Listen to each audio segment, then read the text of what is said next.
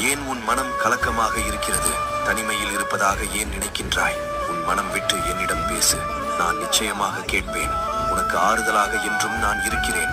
இது ஒன்றும் உன் வாழ்வின் முடிவு அல்ல. இவை வாழ்வின் ஒரு அங்கம் மட்டுமே. எதையும் மாற்றும் சக்தி உடையவன் நான். உன் தளபதியை நான் நல்ல முறையில் மாற்றி எழுதிவிட்டேன். இனி 16 செல்வங்களும் பெற்று பெருவாழ்வு வாழ்வாய். என் வார்த்தையில் நம்பிக்கை வை. என் வாக்கு சத்திய வாக்கே. பட்டது உனக்கானதே. தாமதம் ஆனாலும் உன்னை வந்து அடைந்தே விதி எதுவோ அது நடந்தே தீரும்.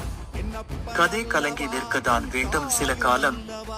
மதி என்ற அதை பயன்படுத்தி துதிசை சிவத்தை சிறப்படைவாய். நீ வாழ்ந்து காட்டுவாய். என்னை மனதார நினைக்கும் பக்தனை நான் கைவிட்டதில்லை. இன்று எந்த அளவிற்கு கஷ்டத்தை அனுபவிக்கிறாயோ அதைவிட அதிகமான மகிழ்ச்சியை அனுபவிக்கப் போகிறாய் என்பதையும் மறவாதே. நீ என்னிடம் வைத்த பிரார்த்தனைகள் நிச்சயம் வீண் போகாது.